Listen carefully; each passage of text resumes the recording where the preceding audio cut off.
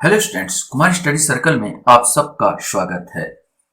आबकारी आरक्षक परीक्षा को आगे बढ़ाते हुए आज के वीडियो का हमारा टॉपिक होगा छत्तीसगढ़ बजट 2025-2026। आपका विशेष रूप से सिलेबस में दिया है छत्तीसगढ़ की अर्थव्यवस्था, और छत्तीसगढ़ की अर्थव्यवस्था में बजट से भी कुछ क्वेश्चंस आ सकते हैं, तो कुछ पूछे जा सकते हैं। तो इसमें इंपॉर्टेंट हो जाता है कि हम छत्तीसगढ़ के बजट के कुछ मुख्य मुख्य जो मेन पॉइंट है उसको देख ले। तो चलिए एक नजर हम लोग देखते चलते हैं। ये छत्तीसगढ़ बजट जो 2025-26 में था उसमें मुख्य पॉइंट क्या है और उसमें से आप कितने जानते हैं। तो पहला क्वेश्चन आपके सामने है, छत्तीसगढ़ विधानसभा 2025-26 का बजट कब पेश किया गया था। ये आपको बताना है कि कब पेश किया गया था। 19 दिसंबर 2024, 3 मार्च 2025, 28 फरवरी 2025 या 2 जनवरी 2025। सही आंसर इसका बी आएगा, 3 मार्च 2025 को पेश किया गया था। छत्तीसगढ़ विधानसभा में सरकार के किस नेता ने बजट पेश किया, ये तो आपको अच्छी तरह से मालूम होगा। हमारे के वित्त मंत्री ही पेश करते हैं, तो ओपी चौधरी साहब अब वित्त मंत्री छत्तीसगढ़ के, इन्होंने ही छत्तीसगढ़ का बजट पेश किया था। एक इंपॉर्टेंट क्वेश्चन आ जाता है आपके सामने कि छत्तीसगढ़ विधानसभा में पेश किया गया 2025-26 का बजट कितने करोड़ रुपए का है। ये आपको बताना है कितने करोड़ रुपए का है। 1,35,000, 1,55,000, 1,65,000 या 1,75,000, इसमें से कोई एक आएगा। सही आंसर सी आएगा, 1,65,000। 1,65,000 करोड़ रुपए का है ये बजट। छत्तीसगढ़ विधानसभा में पेश किया गया 2025-26 का बजट पिछले वर्ष की तुलना में कितने प्रतिशत अधिक है, ये आपको बताना है। 10%, 11%, 12% या 13%, इसमें से कोई एक। सही आंसर सी आएगा, ये 12% अधिक है। पिछले वर्ष जो था 1,47,500 1,47,500 करोड़ रुपए का बजट था पिछले वर्ष 2024-25 में, और 25-26 में है 1,65,000 करोड़ रुपए का बजट है, जो कि लगभग 12% पिछले साल की तुलना में इस साल लगभग 12% अधिक है।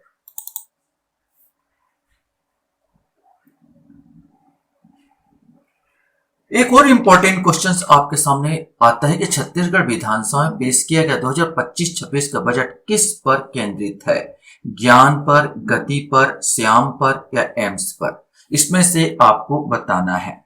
सही आंसर इस बार का बजट गति पर केंद्रित है, अर्थात गति माने गुड, जी से आएगा गुड गवर्नेंस, ए से अधोसंरचना, टी से टेक्नोलॉजी और आई से इंडस्ट्रियल ग्रोथ। ये है गति। पिछले साल 2024-25 का ज्ञान पर अवलंबित था, लेकिन इस बार का जो है गति पर अवलंबित है।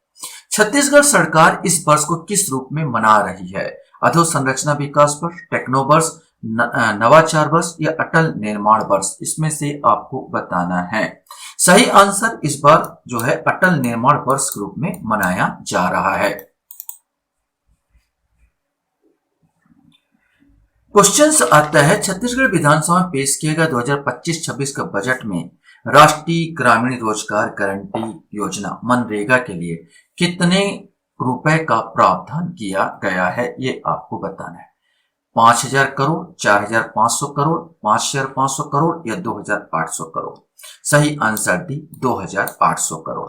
छत्तीसगढ़ सरकार ने व्यापारियों के राहत के लिए ई वे बिल सीमा 50,000 रुपए से बढ़ाकर कितना किया है, ये आपको बताना है। 70,000, 55,000, 65,000 या 1,00,000। सही आंसर डी आएगा, 1,00,000।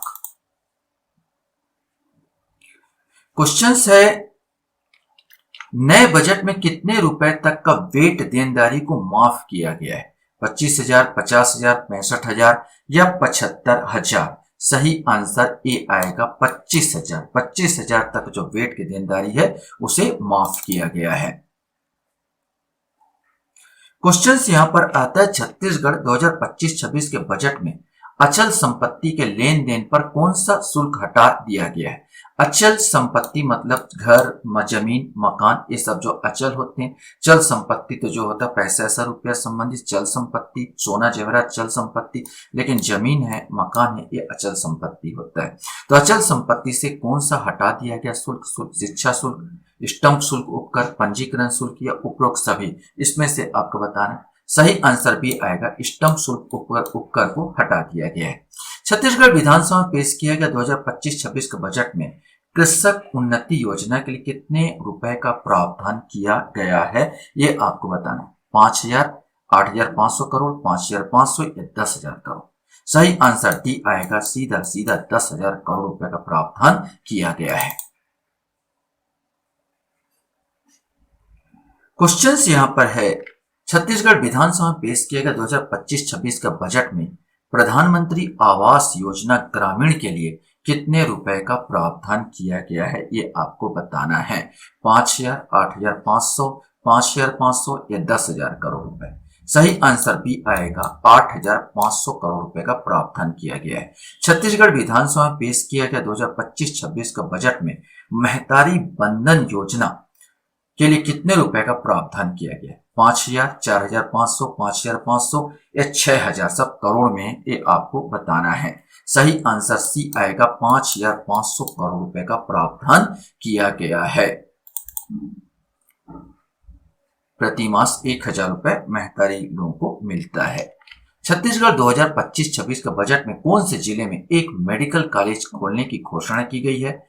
सरगुजा, नया रायपुर, जसपुर या कोरबा? सही आंसर सी आएगा, जसपुर के कुनकुरी में खोलने की बात कही गई है।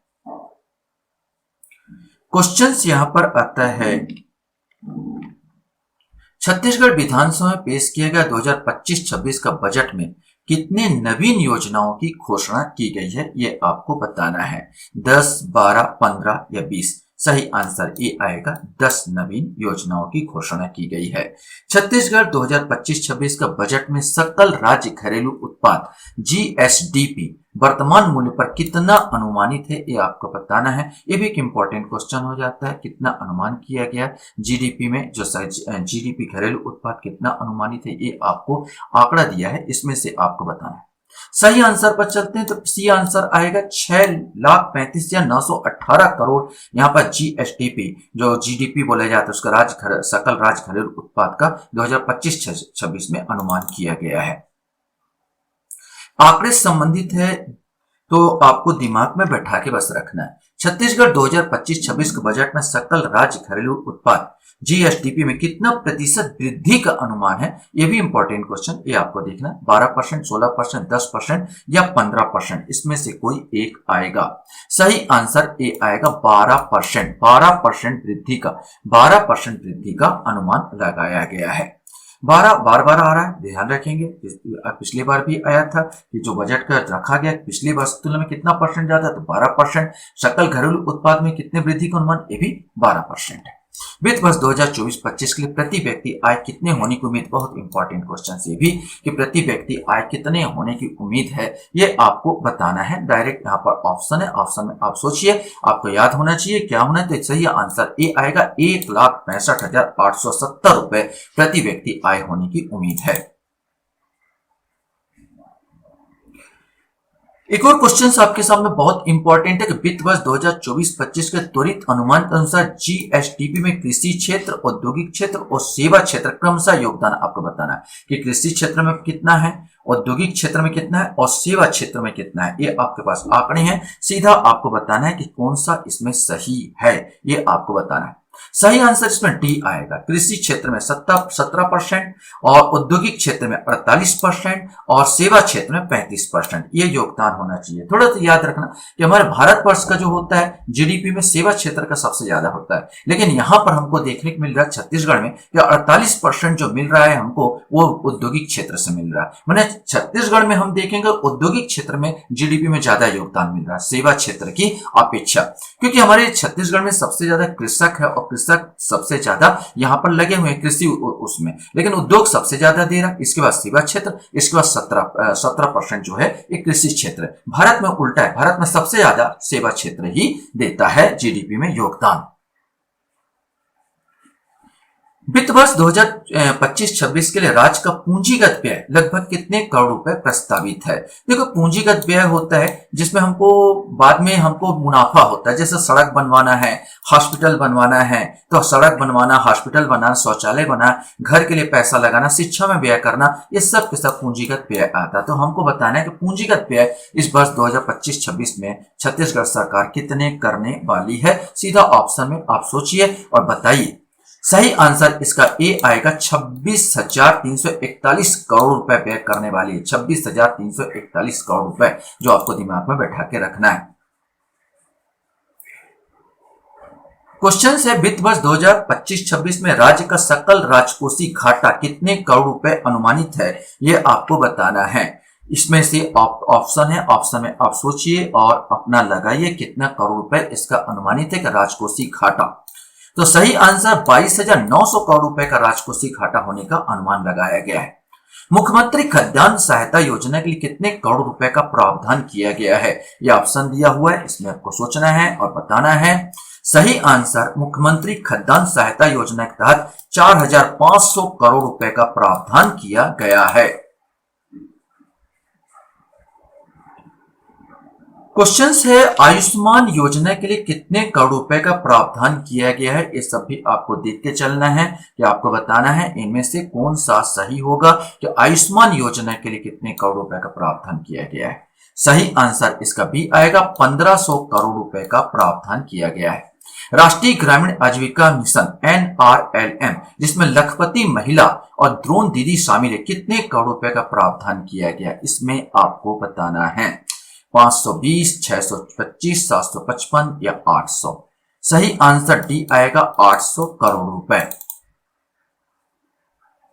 क्वेश्चन आता है, नक्सल प्रभावित जिलों की सहायता के लिए कितने करोड़ रुपए का प्रावधान किया गया। नक्सल प्रभावित जिलों में एक स्कीम चलाई जा रही थी, रोशनी। अब उसके तहत बताना है कि आपको कितने करोड़ रुपए का प्रावधान किया गया। यह ऑप्शन आपके पास है। सही आंसर ए आएगा, 220 करोड़ रुपए का प्रावधान किया गया है। क्वेश्चन है, पीएम फसल बीमा योजना के लिए कितना प्रावधान किया गया है, ये ऑप्शन है और आपको बताना है कि कितना प्रावधान किया गया है। पीएम फसल योजना का अनुमान भी लगा सकते हैं और फिर इंतजार कर सकते हैं कि मैं कौन सा उत्तर ले रहा हूं। सही आंसर पीएम फसल बीमा योजना के लिए सी, 738 करोड़ रुपए का प्रावधान किया गया है। क्वेश्चन यहां पर आता है, मुख्यमंत्री ग्राम सड़क योजना के लिए कितना प्रावधान किया गया, ये आपको बताना है। ये ऑप्शन में है, मुख्यमंत्री ग्राम सड़क योजना के तहत। ये आपको प्रधानमंत्री, मुख्यमंत्री, क्योंकि राज्य की बात कर रहे हैं, मुख्यमंत्री ग्राम सड़क योजना में कितना प्रावधान है, तो सही आंसर सी, 119 करोड़ रुपए का प्रावधान है। छत्तीसगढ़ विधानसभा पेश किया गया 2025-26 के बजट में 5 HP तक की कृषि पंपों को मुफ्त बिजली आपूर्ति के लिए कितने रुपए का प्रावधान किया गया है, ये भी आपको बताना है। यहाँ पर ऑप्शन दिया है, इसमें से आपको सोचना है और बताना है कि कौन सा सही आंसर आएगा। सही आंसर इसमें ए आएगा, 3500 करोड़ रुपए। 3,500 करोड़ बोले, 3500 करोड़ रुपए, जो 5 HP तक की कृषि पंपों को मुफ्त बिजली आपूर्ति के रूप में प्रावधान किया गया है। चलिए 2 क्वेश्चंस और हम लोग यहाँ पर देख लेते हैं कि 29वां छत्तीसगढ़ विधानसभा में पेश किया गया 2025-26 बजट में मुख्यमंत्री समग्र ग्रामीण योजना के लिए कितने रुपए का प्रावधान किया गया, ये आपको बताना है। सही आंसर इसका सी आएगा, 200 करोड़ रुपए का प्रावधान है। और लास्ट क्वेश्चन, वित्त वर्ष 2025-26 के लिए राज्य का राजस्व प्राप्ति लगभग कितने करोड़ रुपए प्रस्तावित है। यह राजस्व प्राप्ति जिसमें देनदारी उत्पन्न नहीं होती, केवल हम टैक्स वसूलते हैं और टैक्स से हम प्राप्त कर, जिसमें किसी प्रकार का देनदारी नहीं होती, उसको राजस्व प्राप्ति कहते हैं। ये कितने होने वाला है, ये आपको बताना। 4 ऑप्शन यहाँ पर आपको दिए गए हैं। सही आंसर इसका ए आएगा, 1,41,000 करोड़ रुपए का प्राप्त होने वाली है राजस्व प्राप्ति से। आशा करता हूं ये वीडियो आपको अच्छा लगा होगा। आप लोग मेरे वीडियो को वॉच करते इसलिए धन्यवाद। Thank you very much.